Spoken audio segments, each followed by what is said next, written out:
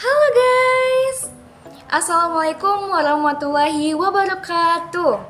Perkenalkan, nama saya Fionita Trinur Aini dengan NIM 122010200, Major Islamic Education Management atau dari Manajemen Pendidikan Islam. Nah, teman-teman, di sini saya diberi kesempatan untuk melaksanakan ujian akhir semester, yaitu semester 4, mata kuliah Kepemimpinan dan Supervisi yang diampu oleh Ibu Dr. Samiyah, SPDI MAG. Terima kasih Ibu sudah memberikan kesempatan kepada saya. Dan tema yang saya ambil, teman-teman, mengenai tentang gaya kepemimpinan. Kenapa sih saya memilih tentang gaya kepemimpinan? Karena gaya kepemimpinan sangat sangat berpengaruh gitu ya terhadap kepemimpinan, terhadap pemimpin. Yang mana saya di sini itu ingin sekali menjadi seorang pemimpin. Maka dari itu saya harus tahu dong apa aja yang ada dalam gaya kepemimpinan, lalu bagaimana cara seorang pemimpin dalam mempengaruhi bawahannya sehingga bisa menghasilkan tujuan organisasi yang sukses begitu. Oke teman-teman, enjoy ya dengan materi yang akan saya paparkan. Semoga ilmu yang akan saya bagikan bermanfaat. Mohon maaf apabila nanti ada kesalahan. Wassalamualaikum warahmatullahi wabarakatuh. Halo, kembali lagi di sini. Akhirnya saya akan memaparkan mengenai tentang gaya kepemimpinan. Nah, gaya kepemimpinan dibagi menjadi dua kata teman-teman. Ada dari gaya dan dari kepemimpinan. Apa sih itu gaya? Yang pertama, gaya itu adalah ciri khas ya yang dimiliki oleh setiap orang ataupun individu. Sedangkan kepemimpinan adalah kemampuan yang dimiliki oleh seorang pemimpin dalam mempengaruhi orang lain gitu untuk mencapai suatu tujuan. Jadi, jika disatukan bahwa gaya kepemimpinan adalah perilaku atau cara yang dipilih dan dipergunakan pemimpin dalam mempengaruhi pikiran, perasaan, sikap para anggota organisasi atau bawahannya. Jadi, sederhananya itu bahwa gaya kepemimpinan adalah pendekatan yang khas yang dimiliki oleh seorang pemimpin untuk bisa mempengaruhi bawahannya. Dan pendekatan itu nantinya bisa menjadikan acuan bagi kita untuk mencapai suatu tujuan organisasi. Materi selanjutnya, materi yang sangat menarik yaitu mengenai tentang jenis-jenis gaya kepemimpinan. Nah, teman-teman, di sini saya mengutip ada 10 gaya kepemimpinan gitu ya. Tetapi kan gaya kepemimpinan ini sangat banyak gitu ya. Tetapi di sini saya akan menerangkan hanya 10 gaya kepemimpinan. Nah, kepemimpinan yang pertama yaitu ada gaya kepemimpinan demokratis. Apa sih gaya kepemimpinan demokratis? Jadi gaya kepemimpinan demokratis ini bagaimana pemimpin dalam melaksanakan keputusannya, kebijakannya, kreativitasnya itu digabungkan ya secara musyawarah, secara mufakat dengan bawahannya begitu. Jadi terjalinnya hubungan kekeluargaan yang sangat erat dalam demokratis. Yang kedua, ada gaya kepemimpinan visioner. Nah, gaya kepemimpinan visioner ini, pemimpin ini memberikan arti gitu ya kepada bawahannya mengenai kerja dan usaha yang berlandaskan visi yang jelas. Jadi, visioner ini berlandaskan mengenai visi ya, berorientasi terhadap visi. Lalu yang ketiga ada gaya kepemimpinan otoriter. Jadi di dalam kepemimpinan otoriter ini pemimpin lebih menonjolkan kekuasaannya gitu. Jadi ketika ada suatu keputusan, kebijakan dan lain-lain itu pemimpin tidak memberikan kesempatan gitu ya kepada bawahannya. Jadi mutlak atas dasar pemimpin semuanya, teman-teman. Lalu yang keempat ada gaya kepemimpinan transformasional. Jadi di sini itu pemimpin menciptakan perubahan yang signifikan dengan memberikan visi yang kuat, memotivasi orang lain dan juga dapat menginspirasi untuk bertindak. Yang kelima ada gaya kepemimpinan servan atau disebut juga dengan pelayanan. Nah, pemimpin juga di sini harus memberikan kepemimpinannya yang memberikan pelayanan yang baik gitu ya kepada stakeholder yang lain. Lalu yang keenam ada gaya kepemimpinan situasional. Nah, situasional. Jadi pemimpin ini bisa membeda-bedakan gaya kepemimpinannya, teman-teman, tergantung dengan situasi dan kondisi yang sedang dia jalankan. Misalkan banyak keributan gitu ya di luar gitu, sehingga tidak adanya keputusan. Hingga akhirnya pemimpinlah yang harus mengambil keputusan. Fungsi otoriter dipakai. Lalu ketika ada suatu musyawarah bersama gitu ya, pemimpin ikut bergabung dan lain-lain, memberikan masukan dan lain-lain. Nah, itu bisa termasuk ke dalam fungsi demokratis. Itu contohnya, teman-teman. Lalu yang ketujuh ada gaya kepemimpinan pseudo-demokratis. Jadi pseudo-demokratis ini pemimpin tuh cenderung memaksakan keinginannya dengan cara yang halus, seolah-olah dia memerlukan masukan gitu ya dari bawahannya, padahal sebenarnya dia tuh sudah memiliki keputusan atau gagasan gitu ya yang harus disetujui oleh bawahannya. Lalu yang kedelapan ada gaya kepemimpinan karismatik. Nah, gaya kepemimpinan karismatik ini jadi seorang pemimpin tuh memiliki keunikannya, memiliki karakteristiknya, memiliki daya tarik yang membuat kita bisa menurut kepadanya gitu ya. Dikagumi oleh banyak orang, memiliki kepribadian yang unik dan juga kuat, teman-teman. Lalu yang kesembilan ada gaya kepemimpinan laissez-faire. Nah, laissez-faire ini jadi gaya kepemimpinannya itu bebas, teman-teman. Bebas melakukan apapun, anggota bebas melakukan apapun, melakukan kebijakan apapun, itu semuanya bebas gitu ya. Tapi pemimpin juga tidak selamanya membebas-bebaskan gitu. Lalu yang terakhir, yang ke-10 ada gaya kepemimpinan paternalistik. Apa sih itu ya gaya kepemimpinan paternalistik? Jadi di sini pemimpin ini berperan seperti ayah, teman-teman, melindungi kita, melindungi dari kejahatan dan lain-lain gitu ya, tempat kita untuk bertanya, lalu juga berusaha meratakan semuanya itu dengan adil gitu. Itu gaya kepemimpinan paternalistik. Dan juga dan lain-lain, tentunya ada banyak sekali gaya kepemimpinan ya, teman-teman. Teman-teman bisa mencarinya yang lain ya. Oke, materi selanjutnya mengenai apa sih urgensinya atau apa sih pentingnya gaya kepemimpinan gitu ya bagi seorang pemimpin. Nah, di sini teman-teman dari artikel yang saya baca bahwa sebanyak 53% tenaga kerja di Indonesia tidak puas dengan atasan mereka. Kenapa? Itu terjadi karena atasan terkadang keliru saat memilih gaya kepemimpinannya. Maka sangat penting bagi seorang pemimpin untuk memilih gaya kepemimpinan yang tepat. Sebab seorang pemimpin perlu menyesuaikan dirinya dengan sifat, karakter, dan kemampuan anggotanya. Di sini teman-teman hasil penelitian menunjukkan yang dilakukan oleh Daniel Goleman yang berjudul Leadership That Gets Result yang dilakukan selama 3 tahun dan mencakup lebih dari 3.000 manajer mid level, bahwa dia melakukan temuan yang menarik sebanyak 30% besaran revenue perusahaan sangat dipengaruhi oleh gaya kepemimpinan manajernya. Hal ini menunjukkan bahwa gaya kepemimpinan sangat-sangat penting digunakan dan dilakukan dengan tepat, sehingga kinerja dari setiap anggota dapat menjalankan tugas dan tanggung jawabnya juga akan meningkat. Sehingga dapat disimpulkan bahwa gaya kepemimpinan ini sangat penting ya dalam suatu organisasi, karena dapat mempengaruhi bagaimana seorang pemimpin dapat mempengaruhi perilaku dan keputusan bawahannya. Gaya kepemimpinan yang tepat dapat meningkatkan motivasi, produktivitas, dan kepuasan kerja bagi bawahannya, serta mempengaruhi keberhasilan organisasi dalam mencapai tujuan. Selanjutnya adalah materi yang sangat-sangat penting yang ada pada bab ini, yaitu di sini menurut Karwati dan Priyansa mengemukakan pendapatnya yang dikutip oleh Zuriati bahwa ada 3 gaya kepemimpinan, teman-teman, yang sangat umum digunakan oleh seorang pemimpin. Yang pertama ada gaya kepemimpinan otoriter, demokratis, dan juga laissez-faire.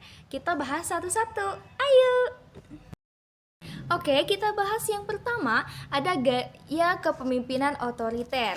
Nah, gaya kepemimpinan otoriter adalah gaya kepemimpinan yang telah memusatkan segala keputusan dan kebijakannya yang ingin diambil dari dirinya sendiri secara penuh. Segala pembagian tugas dan tanggung jawab akan dipegang oleh seorang pemimpin yang bergaya otoriter. Nah, sedangkan para bawahannya itu hanya sekedar melaksanakan tugas yang sudah diberikan. Pemimpin cenderung mengekspresikan kebutuhannya itu dalam bentuk perintah nih teman-teman. Nah, pendekatan ini cocok untuk situasi yang membutuhkan pengambilan keputusan yang cepat, seperti dalam keadaan darurat atau situasi yang memerlukan kepastian dan disiplin yang tinggi. Adapun ciri-cirinya, yang pertama ada semua kebijakan ditentukan oleh pemimpin. Yang kedua, langkah kegiatan teknis ditentukan oleh pemimpin. Yang ketiga, pemimpin memberi tugas dan anggota yang melaksanakannya. Yang keempat, cenderung mencela atau memuji secara personal ya ataupun individu. Nah, di sini juga ada kelebihannya nih teman-teman. Yang pertama, kelebihannya itu adalah keputusan akan diambil dengan cepat karena tak ada bantahan dari bawahan. Yang kedua, pemimpin bersifat tegas sehingga tidak segan ya untuk menegur bawahannya. Adapun kelemahan, yang pertama, suasana kaku atau menakutkan karena sifat yang keras dari pemimpin ya, dan juga menimbulkan permusuhan, rasa tertekan pada bawahan sehingga merasa tidak nyaman. Yang ketiga, kreativitas sangatlah minim karena karena tidak ada kesempatan yang diberikan ya. Dan juga yang terakhir, terlahirnya perbedaan ataupun dua belah kubu nih yang teman-teman yang paling parahnya. Jadi kalau gaya kepemimpinan otoriter ini segalanya itu dipusatkan oleh pemimpinnya nih teman-teman. Jadi dalam positifnya itu ya, ketika sedang ada masalah gitu ya, maka seorang pemimpin yang otoriter sangat-sangat diperlukan di sana. Dia bisa menyelesaikan tugasnya dengan tepat karena dia memiliki ketegasan, memiliki wibawa yang memang cocok dengan otoriter tersebut gitu. Baik teman-teman, materi yang kedua yaitu mengenai tentang gaya kepemimpinan demokratis. Nah, di sini mengutip dari menurut Wood dalam Junaidi dan Gunawan pada tahun 2018 bahwa gaya kepemimpinan demokratis merupakan kemampuan mempengaruhi orang lain agar bekerja sama untuk mencapai tujuan yang telah ditetapkan melalui berbagai kegiatan yang dilakukan dan ditentukan bersama antara atasan dan bawahan. Adapun di sini teman-teman, pengertian dari gaya kepemimpinan demokratis adalah sebagai tipe kepemimpinan yang berfokus pada dasar kemanusiaan dan menjunjung tinggi derajat dan harkat manusia yang dipimpinnya. Nah, gaya kepemimpinan demokratis di sini pemimpin ini menggunakan posisinya untuk mendapatkan pandangan dan pemikiran bawahan serta dapat memotivasi mereka untuk menentukan tujuan dan mengembangkan rencana, teman-teman. Nah, kepemimpinan demokratis dapat melibatkan partisipasi aktif gitu ya anggota tim dalam mengambil keputusan. Pemimpin demokratis mendorong diskusi, mendengarkan perspektif anggota tim dan mengambil keputusan berdasarkan konsensus.